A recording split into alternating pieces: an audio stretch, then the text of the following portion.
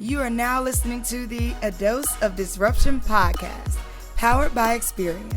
Weekly compelling conversations on making money moves and growing your network. The place where you can learn to be you and do you all at the same time. I'm your host, Shelly Bell, and now, let's see what this week's Level Up looks like. What's up, y'all? Welcome back to A Dose of Disruption podcast. This is the first one where y'all will be seeing me. If you see the videos from this one, go to YouTube to check them out.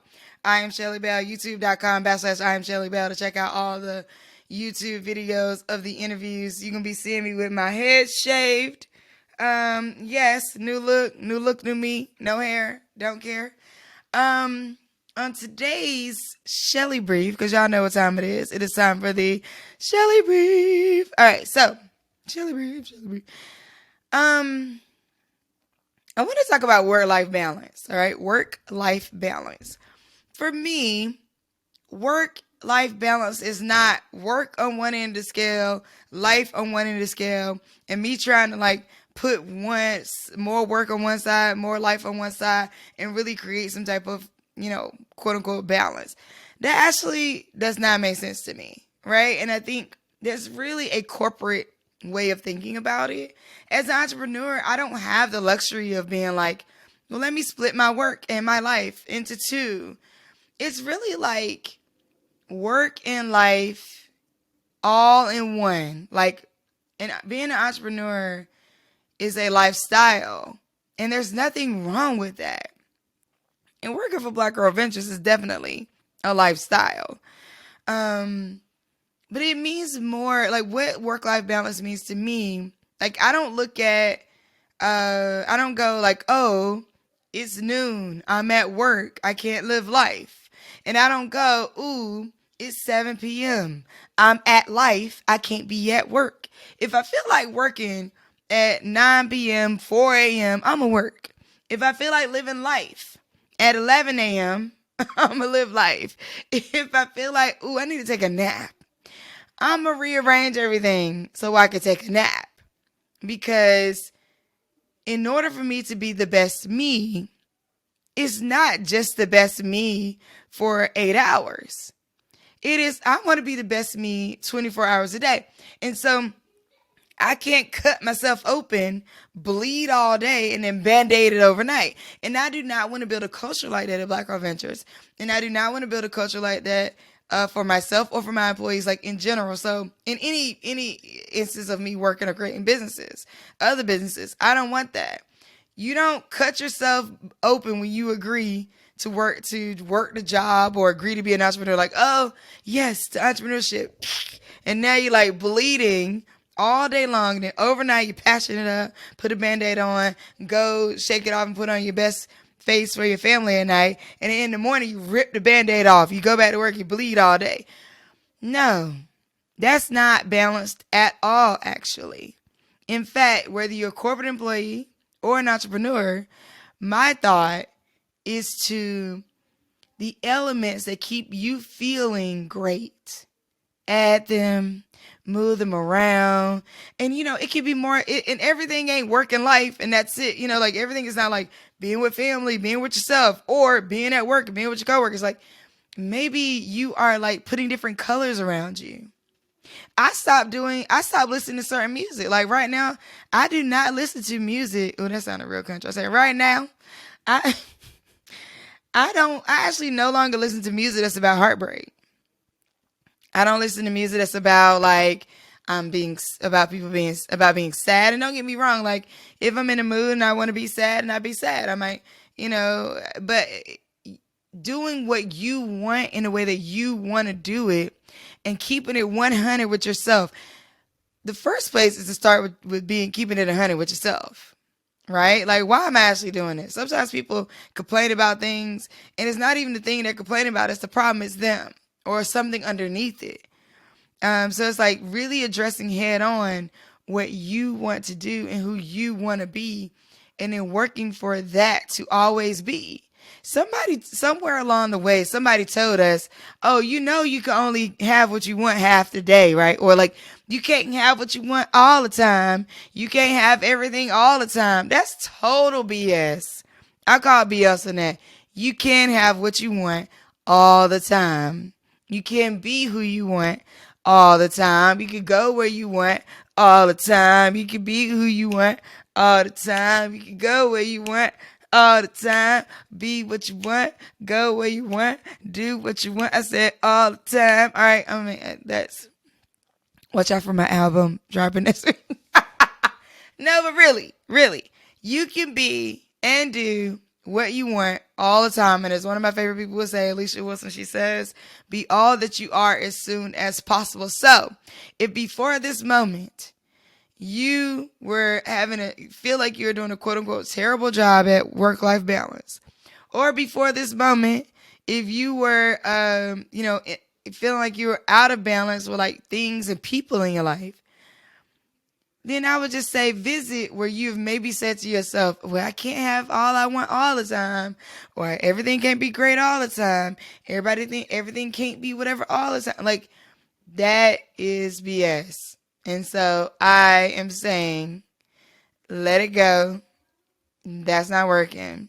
Let that thing be and stop believing the narrative that you can be who you are all the time.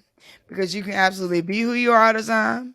And you can absolutely have who you want in your life all the time. You can absolutely, that's what I'm saying. Like, you can do all those things. All right. And speaking of being who you are all the time, speaking of being 100% yourself, our guest for today is the vice president and part co-owner, that don't even make sense, Shelly. Our guest for today is our vice president and co-owner of the Atlanta Dream, Renee Montgomery. I met Renee during my Nike engagement on the Highlight Her roundtable. And I mean, her energy was just amazing when she joined. I immediately felt the authenticity and her just being herself 100%. I was like, you know what? That's somebody that I think is amazing. And I'm so honored for her to be able to even just say yes and be super cool and down to earth. She said yes to doing the Nike engagement with us for the Black Girl Ventures pitch competition. She killed it. And now here she is on a dose of disruption. All right.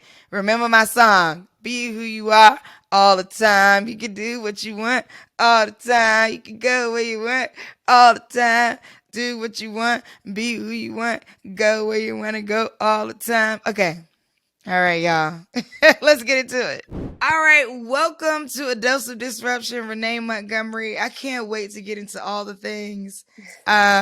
We met on the set of the Nike recording for the BGV pitch competition, and like I just have really been appreciating. Actually, we didn't even meet there. I was just going to say we met at the Highlight Her. Yeah, NBA on TNT Highlight Her. That was super dope. From there, though, I knew, I was like, you know what? We got to get Renee. Like, when we were doing the pitch competition, I was like, no, we got to get her.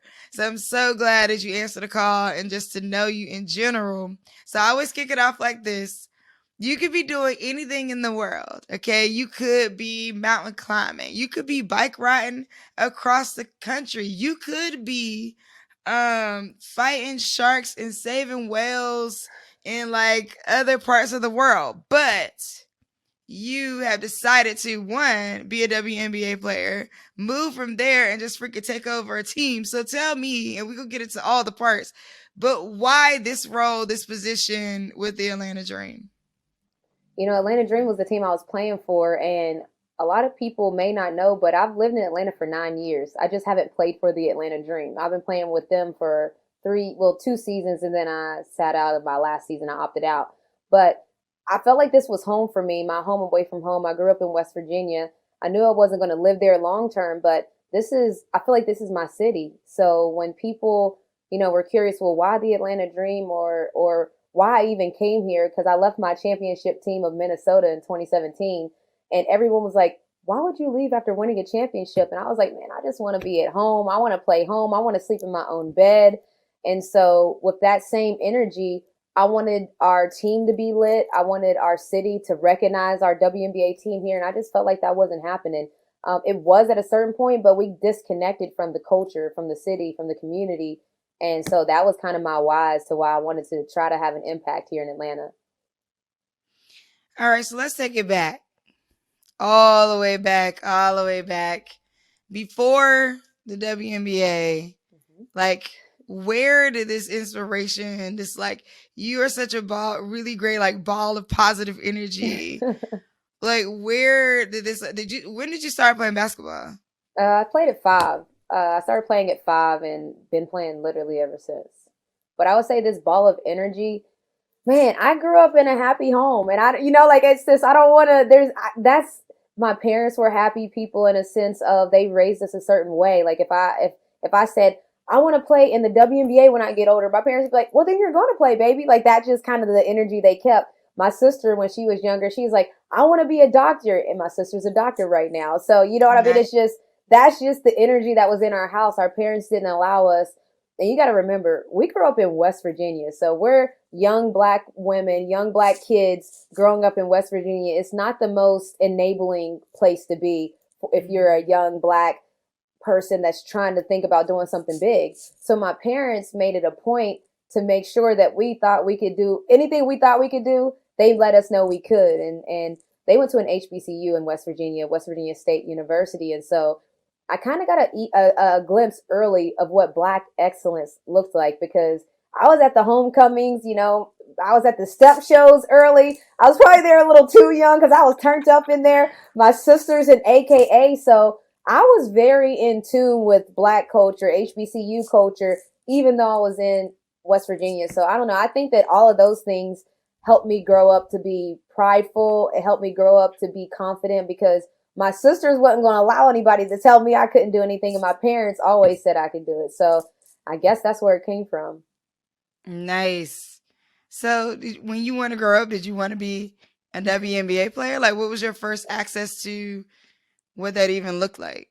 Well, when I first started playing, I told you started playing at 5, and there was no WNBA then. The WNBA is having Right. its 25th anniversary. So when I first started playing at 5, I was looking to college. I'm like, I'm going to go to a big D1 school. I'm going to get a scholarship. That was goals for me. And then when I became 10, and this thing called the WNBA started happening, I was like, oh, snap. Like, let me find out that I can play basketball for a living. And I mean, that's any athlete's, that's any hooper's dream. But that wasn't a thing for me until 10. But boy, at 10, was that like everything. I was locked in. Like you couldn't tell, like I was way too focused. Like I think it was almost to the point where like I probably should have had a little more fun. But I felt like I had Mm. a little bit of room for error because first of all, I'm not very tall. You saw me. I'm not like the tallest player out there. I'm typically one of the smallest people out there. I'm coming out of West Virginia. How are people going to see what I'm doing? How are people going to recognize me to be a player that should get a big D1 scholarship? So I really was like locked in on all of the things of the no room for error. Let me make sure I'm ready. And that's just kind of how I moved. Okay, well, let's take it there a little bit Yeah. because, yeah, like you tell me, like you could just be dropping gems and then like not visiting it. Like, wait a minute, right? Like you're saying that you're not typically like as tall as what who the people that they would typically draft or would typically get these scholarships. Like, what was your work ethic like then? Like, what were you?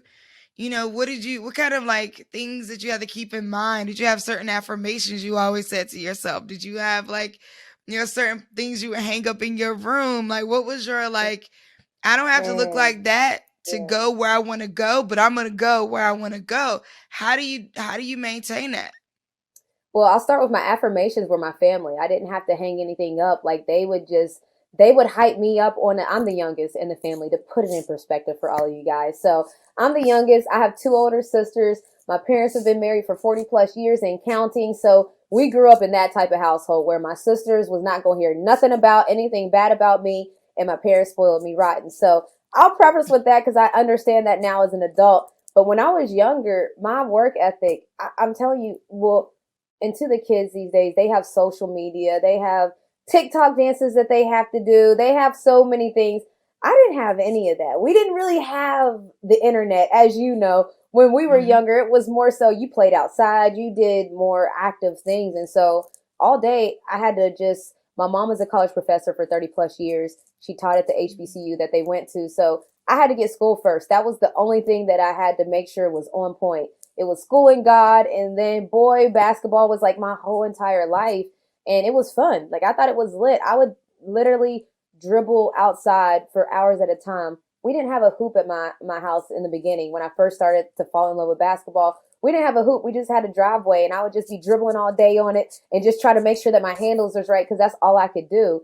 And then my parents saw that, and my daddy was like, "Oh no, we got to get her a hoop, man. This is crazy." And so he ended up getting me a basketball hoop, and I lived out there. Like that's like there's no other way to put it than I put in crazy hours. But to me, it wasn't even about like, oh, I'm putting in hours. It was about, man, I'm not making enough of these shots. Like that's just how I thought. It would be like if I know I'm shooting 10 of them and I'm making 4, I'm going to keep on shooting 10 until I'm making 8 or 9. And so that's what it would take me so long. It wasn't that I was just out there and that I was like, yeah, I put in the work. I was out there because like I was trying to measurably get better. So by the time I went inside, I would tell myself, all right, you got to make at least 7 out of 10, 3 times in a row, then you're done. Like, you know, I would just set little goals for myself like that. And it was just a way that I like results. So I need ways to measure. And I started doing that young. I love that. I mean, you said a lot there in terms of like strategy, right? So it wasn't even just about like, let me get more efficient, like let my handles get better. Let me like, it was literally like, okay, I'm going to make this many times out of this. Like that's a different mindset. That's like really going hard. Do you have like a recruitment story? Like what was your like your signing on to the W? Like what was that story? Like how did that all feel? Like here you are, you did all this work. Great. A lot of times people have like a recruiter story or like a I do. I like have one. I do. So it got to the point where I really could have like it's a blessing. I could have picked to go to any school I wanted to go to. I had an offer from every single school, and that was a moment, you know, because that was the goal. And if anybody knows that they set a long-term goal, so imagine being younger and you won't be able to achieve your goal until 5 years down the road. That's a long-term goal. But I had that goal set. And so when I started getting all these letters in the mail, that's what college coaches will do. They'll just send you a, hey, we're thinking about you letter where it'll say a cool quote. Might have a little picture on there of the current team. It started to be like crazy because I'm like, yo, they got my address in West Virginia. What? This is crazy. And then it got to the next level where not they got my address in West Virginia. I'm just like, what? They found me. Yes. Like I was like so hyped because like I told you, I felt like the players that were coming out of New York, the players that were coming out of California, they were getting newspaper articles, covers of magazines. They were getting a lot of attention in the press nationally. And we're in West Virginia and no one cares. And so I was just like, wow, okay, they know I'm here. So that was like fuel to my fire. And then the next year, you know, college coaches started sitting around the courts at my games and, you know, AAU, you would look around and it was the who's of college coaches. Like whoever was the top school, they're there. And I'm like, yo, this is crazy. Now they're here at the game. So first it was the paper mail. Now I see them IRL. Now like they came to West Virginia, right? No, they weren't in West Virginia though. They're not there yet. They was at AAU tournaments. But the next step, you hit on to it. Now they coming to my games. I'm talking about they flying into Yeager Airport. Like we only got 4 terminals. We got A1, B1, A2, B2. Like we only got 4, and I'm not even exaggerating. So they flying in on like, and I know they probably was like, where are we? But that was huge to me because I was always concerned that they wouldn't go like people wouldn't respect it because I was from West Virginia. So once they were sitting at my games, that was crazy because they have flown in to West Virginia to see me, and that felt like a lot to me. I don't think anybody would just come to West Virginia on their own a lot of times. So for them to take that trip, you knew it was specifically for you. And so that was the moment where I was like, the process is working. It's crazy because it wasn't like I was like, it made me understand that whatever I do from now until forever, it needs to be the same type of process because wow, it worked. And that was my thought process when Coach Auriemma, the top coach of women's basketball at UConn, was sitting in my school gym. I was just like, wow, like we got to work harder. Like that was my thought process. Like let's turn up. How did you make the decision? Like, was there some type of like thing that made you say, I want to go here versus there? Like, how did you make that decision? Well, because remember I told you everybody started to send their little love letters. And so I was like, oh man, this is tough. But it was interesting because all of the coaches, they were telling me everything I wanted to hear. Renee, come here. Yep. You'll start for 4 years. You'll be our point guard. You'll be the star. You can shoot it every time if you want to. You know, they're telling me everything that they tell athletes. And then here comes Coach Ariema of UConn. And he was like, I mean, obviously you're good. People have told you that, I'm sure. He was like, we had a point guard that was here from last year. You can come in. I don't have a problem with freshmen starting, but that's on you. Basically, your career will look like whatever you make it. And I was like, wow, that was interesting. I mean, he didn't try to wow me and smooth me like everyone else. He shot it to me straight. He's like, I think you're good. I think you could be great. I think that you will determine how great you are, and we can help you do that. And I was like, that was different, because as I told you, everyone else was like, Renee, we love you. Come here, be our queen, and that's it. Like, you know what I mean? And so I just went with right. shoot it to me straight. Like, I like people that like Right. shoot It was it to real, me right? straight. And so he That's came right. 100 at me, and I was just like, I like that, because I know what to expect now. You know, like if a coach is telling, and it's nothing against college coaches, because you gotta do that to get a recruit. Like, you gotta make them feel comfortable. You gotta make them want to come there. But for me, it was like, I just kind of like blunt, and I like hearing it straight up. And so he did that. And so for me, I knew that was where I needed to be, because I don't need you to sugarcoat me. Just tell me what's up. No, I think that's real. How do you maintain, like, you working that hard at sports, but then also you got to go to school? Like, what, Yeah. like, Yeah. like, and what, did you major in sports broadcasting? Yeah, I majored in communications. Yeah. Okay. How do you balance? Or Yeah, do it was, you, like, what? I I'm told you I didn't terrible have at a choice. balance. I didn't have a choice. I just told you. My mom was a college professor. She's retired now, but she was a college professor Ah, for 30 years. So that's who raised me. My dad is an engineer. That's who raised me. So I didn't really like the school thing. We didn't, I don't, it's weird to explain, but it was never a choice. Like, I didn't have an option. So when it came to mm, school, I knew, all right, I got to get straight A's. And that way I don't have no problems when it comes to sports, right? That's how they told me. They'll leave me alone as long as I keep my grades up, you know, and that's why I told you, like, I'm going to church, keep my grades up. I'm doing everything I'm supposed to be doing. And so that's just how my family functioned. It was the same with my sisters. Like, when she became a doctor, I don't think anyone was surprised. Like, I think everyone was like, of course, Shay became a doctor. She was a college cheerleader in college, then became the college coach of the cheerleading team, and then became a doctor. It's not, mm. I don't know, for our family, it was like, yeah, Shay, that's what's up. My other sister became an accountant. Yeah, Cole, that's what's up. You know, and so it was like, we all had an understanding that you had to do those things to get to the things you wanted to do. So it was almost like it was just a part of the Mm. process for us. I never had a missed assignment. I don't know. Like, that's not, I can't even imagine. It Ooh, I scares me. never had a missed assignment. That scares me. Like, that scares me to think of what would happen if I missed an assignment. My parents would kill me. Like, so you mean to tell me you didn't even try? Like, cause my snook will be like, if you get a 0 on a test and you get a 50% on a test, when they average out your grades, you would wish you had that 50, even though it was failing. And so when she told me that That's right. young, it was just That's like, it right. stuck. That's right. It's like, That's I'm how I never taught my gonna, kids. Actually, that's funny. That's you funny. don't, you That's don't need exactly no how. zeros. Don't ever get a Yeah, 0. That's crazy.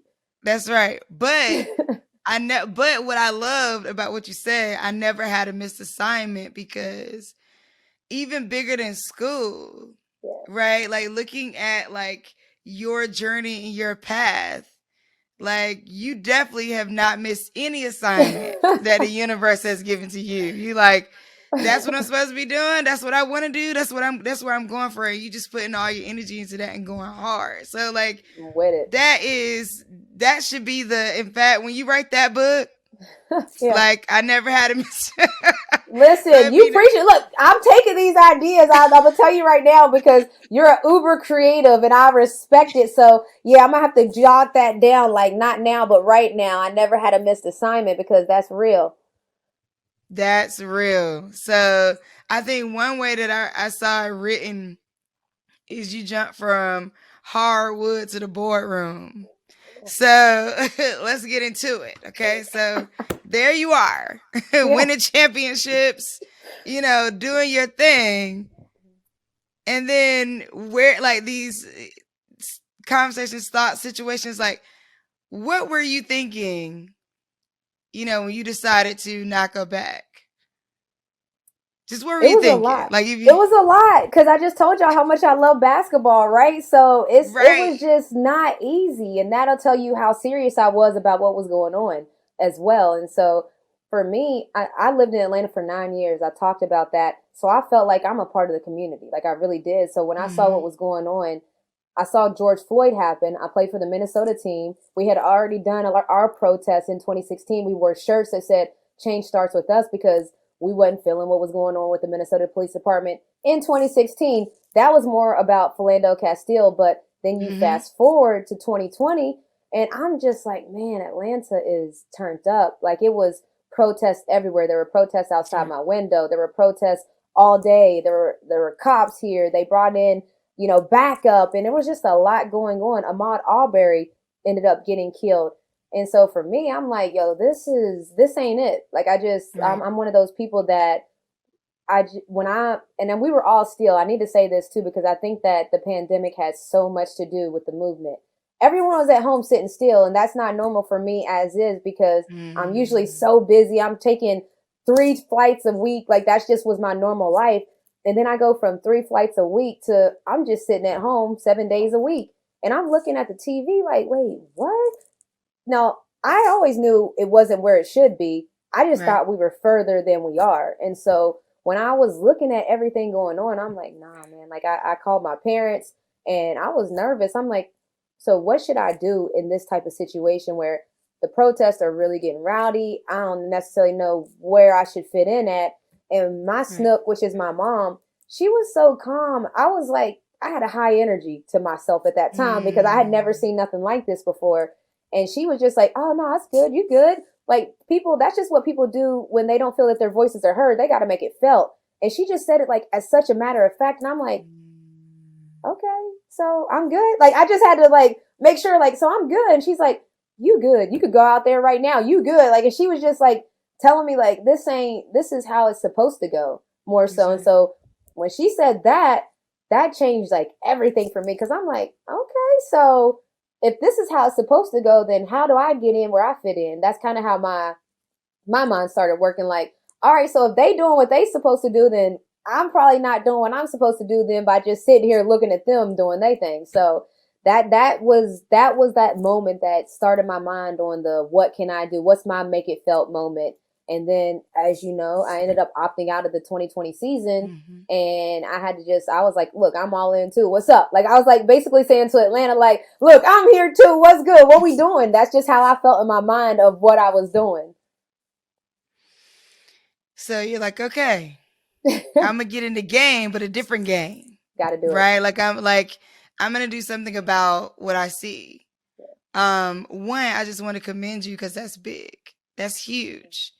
Um, you and I wouldn't even say you walked away from something you love. You just elevated in something you love, right? Like, not on the court, but controlling the courts. How about that? So, Oh my goodness. so I love it. I mean, and I would imagine that like you're taking that same mindset. The mindset is the same. You're going right into the boardrooms, right into these meetings, right into these different situations with the same type of study, the same type of like energy, the same type of, but not only that, like you're likely the only one in the room who gets it as deeply as you get it, in terms of like what the team is going through or what Yep. the league is doing or not doing or what the community or how to even connect to the community, a player mindset, like that is like a huge benefit to the rest of to the whole all the owners for you to be able to bring that, and that gives you a huge competitive advantage, keeping it in the realm of the game.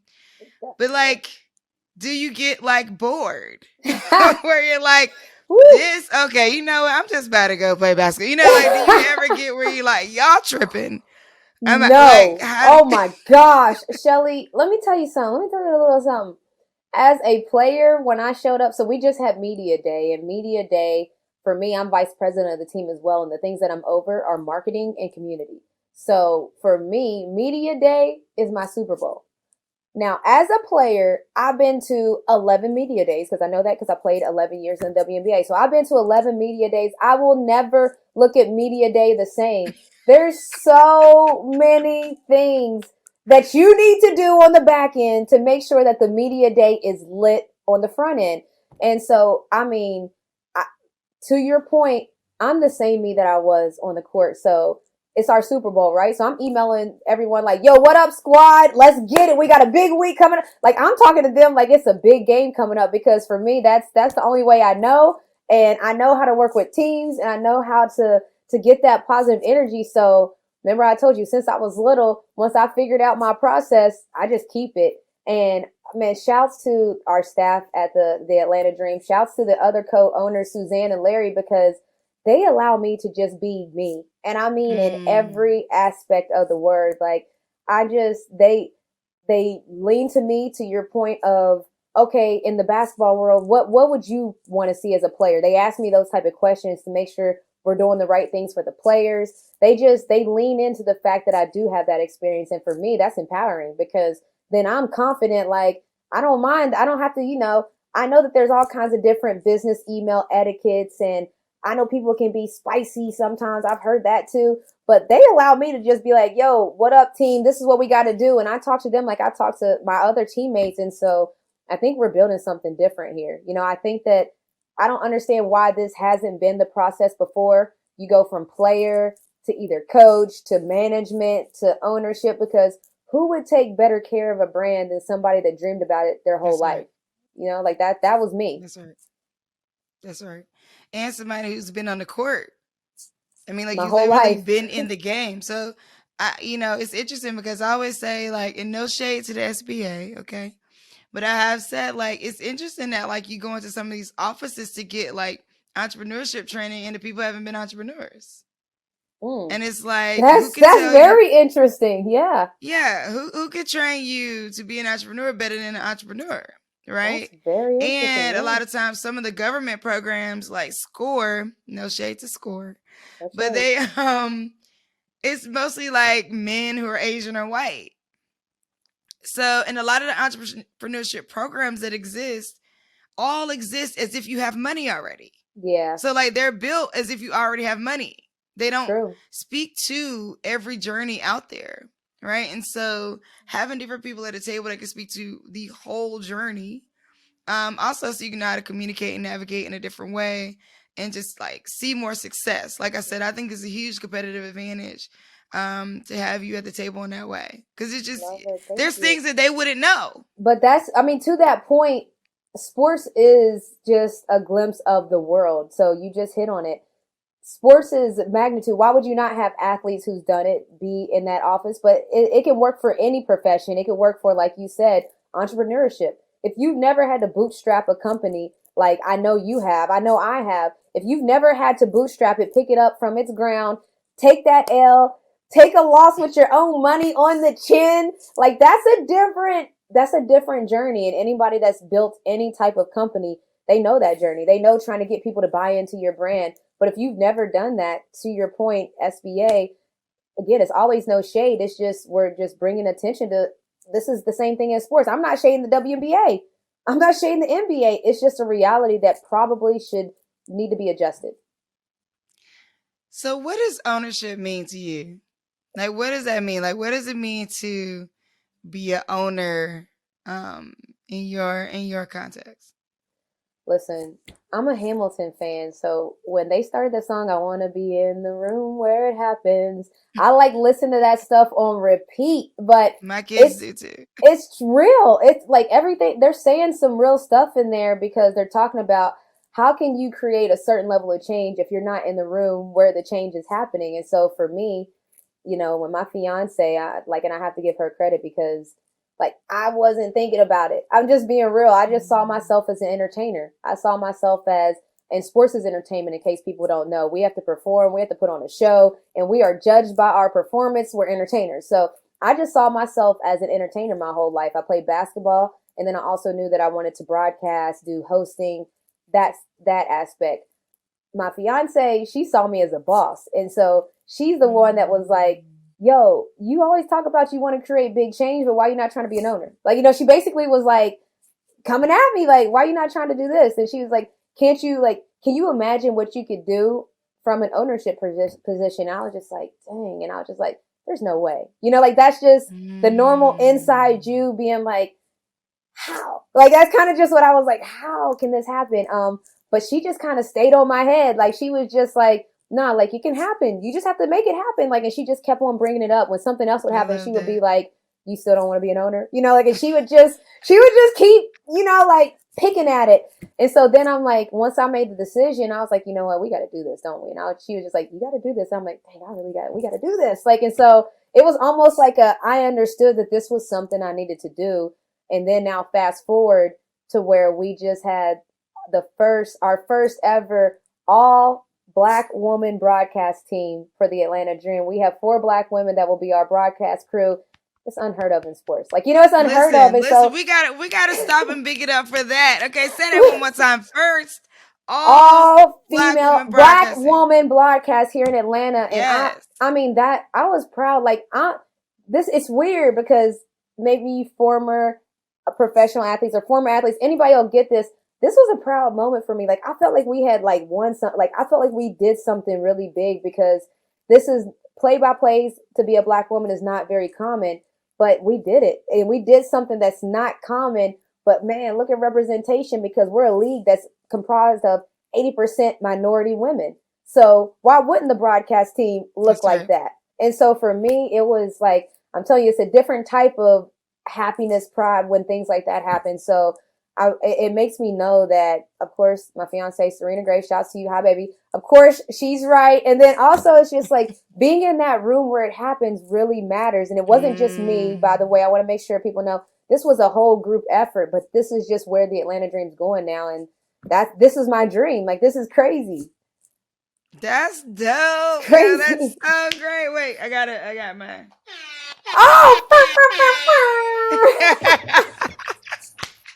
I love that. You know what? Like meeting women from the W, like, yo, y'all are freaking amazing. Like it is just such an honor to like be able to have conversations and really, really have been in the virtual room, I guess you could say. The virtual room With where it y'all. Like happens. it's right. So dope. Well, last up, okay. I really want to know, like, what is your dream from here forward? Like, what do you want to see happen? Many other moments like Mm. these and like that one. I'm about to drop a Um, nugget on you that I've never said out loud. I probably should have said it on my podcast first, but this is what we doing, okay? yes, come on, give it to me. I want to have a Broadway play. So I'm about to be a producer of a Broadway play called The Passover. But I want to have a Broadway play made about me. But I want it to be musical because my fiance, she's a singer. My family is musically inclined and we love it. And people may not know, but I went to, before the New York Liberty was moved out of Madison Square Garden, I used to go to a Broadway every single time I went to New York, like by myself, just me in there, just like loving it all and just wanting to see it. And so that's something like I want to get into that space. So I don't want to act or be in the Broadway, but I would love to have a Broadway made that's a musical. So I'm gonna just put it out into the universe because I like speaking things into existence. And so yeah, that's one of those long-term dreams that I would love to see happen. Long term. We about to get Yeah. that done next year. Okay, what's that? Listen, I know, like, That- it's weird because it's weird to say stuff like that out loud. I'm very uncomfortable with it, but yeah, I want that to happen. So I'm gonna just, since you asked, I'm gonna just throw it out there. Well, I'm you even know that uncomfortable. like there's a whole realm of like Broadway play investors. You know, like that's the Didn't know that. thing. Didn't know Yeah, that. like people invest in Broadway plays, and I can imagine that like, and so something you should look into is if you like Broadway in general, like becoming a Broadway investor, and Hmm. that's one thing to look into. Absolutely want to see this Broadway play that you're working on or that you're gonna work on. I'm I just was say about to you say, working I on haven't even started. It's literally just an you. idea that was back here that you asked the question and it just came to the front. Like, Right. yeah. And then it just now like out into the world. And so And that's like kind of it's about scary to for me that I already said it out loud. So it's like, It's Whew, about to okay. happen. It's All about to right. happen. Now that you Cool. said it, it's like boom. The universe is already arranging and calling all the people. Mm. Like it's happening. Oh my gosh. I think that's amazing. And I think communication through arts in general, different Yeah. types of arts, is so necessary. For us to have a great quality of life.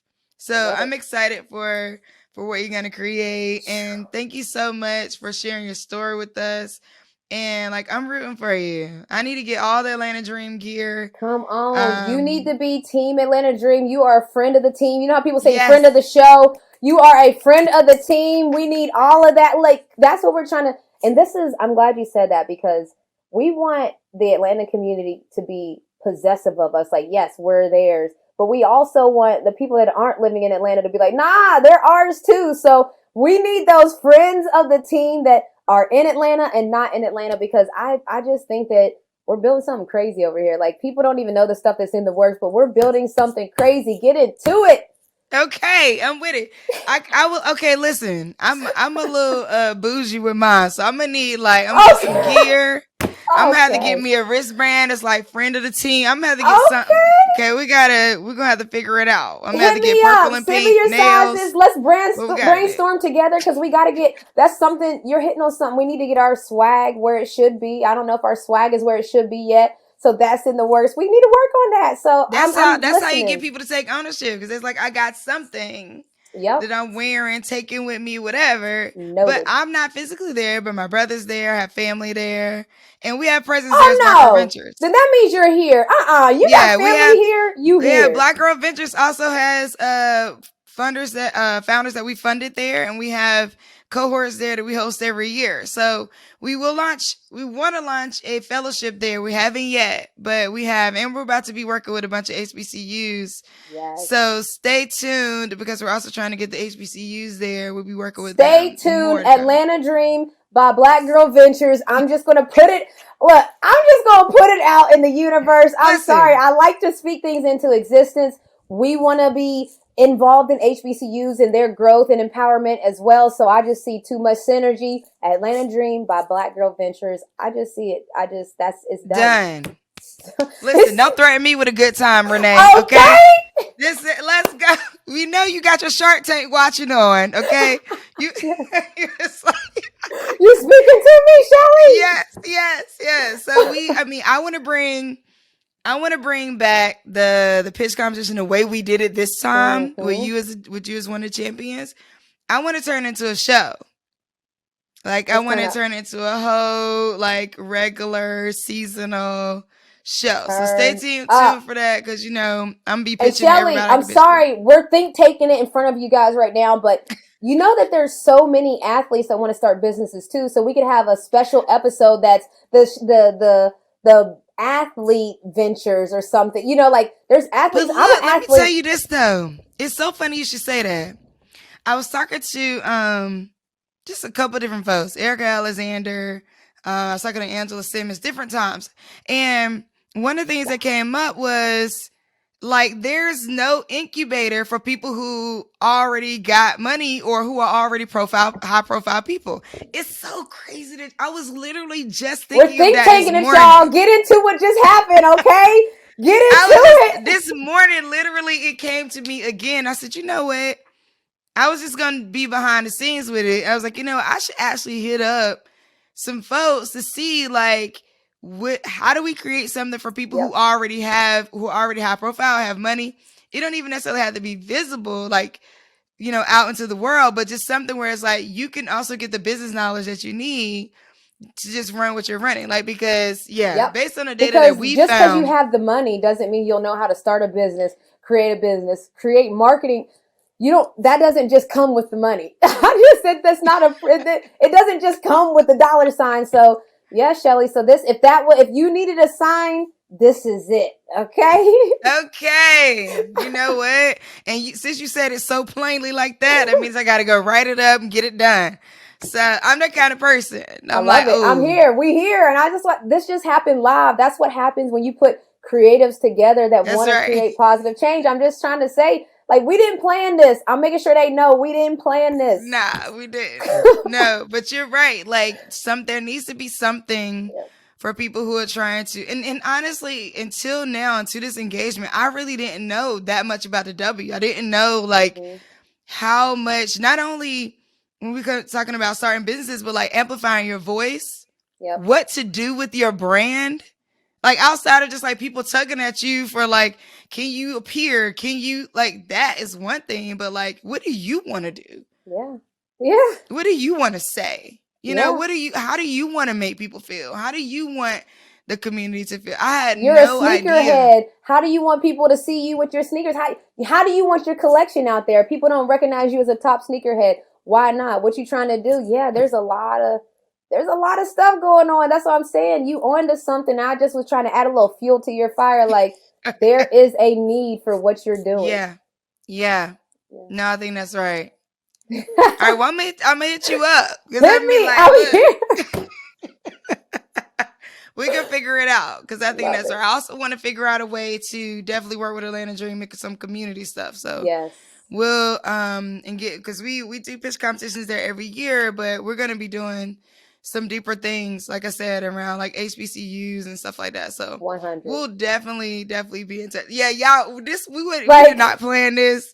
This just happened. Didn't I just tell you my parents went to an HBCU? That's where they met. They've been married forever. I am like connected to HBCUs. So yes. Yeah, and my oldest son, just graduated from A&T yesterday. I graduated from which A&T? Sunday. Sorry if Aggie, North Carolina A&T. Okay, North Carolina A&T. Okay. Yeah. I'm also graduated from A&T. So yeah, Aggie Pride. Come on with it. Yeah. We're trying to listen. It's on.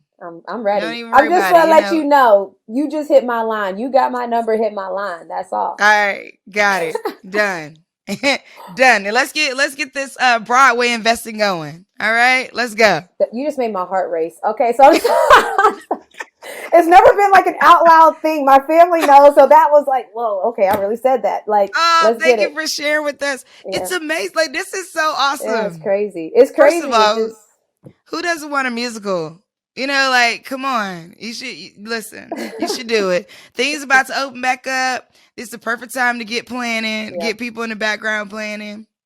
Should do Broadway it. opens up in September, by the way, just so people know. I told you I'm going to be producing. I'm going to be a producer on a Broadway coming out called the Passover. So it opens up in September. And if you guys don't know, just like every other industry, Broadway's struggling. When you go for a year and a half without having any Broadway, it cripples an industry. So September is when it comes back. Y'all got to support. That's all I'm going to say. And that's just not even mine. I'm just saying just support Broadways in general, because we got to pick every organization, every foundation up, because everyone's struggling right now.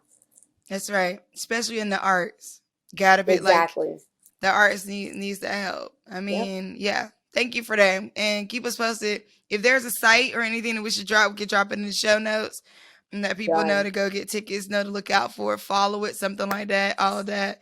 Definitely make sure I have the information. I'll make sure it's in the show notes for sure. Appreciate that. Thank you so much. Y'all have just gotten the gold, okay? Y'all got the behind the scenes, like Shelly and Renee. Look, we get together, we will change the world. That is absolutely the case. So thank you so much for joining me. I really appreciate it. Thank you for having me on A Dose of Disruption. Shelly, I appreciate you. All right. Thanks for joining us, Disruptors, and congratulations. You have taken another step toward being friggin' amazing. Make sure you visit us at adoseofdisruption.com, where you can subscribe to the show in iTunes, Stitcher, Spotify, or via RSS feed. Rate and subscribe if you're all the way live. Rate and subscribe if you're all the way live. That's right. Tell a friend, rate and subscribe to keep us all the way live. Come back next week so we can disrupt some more shit.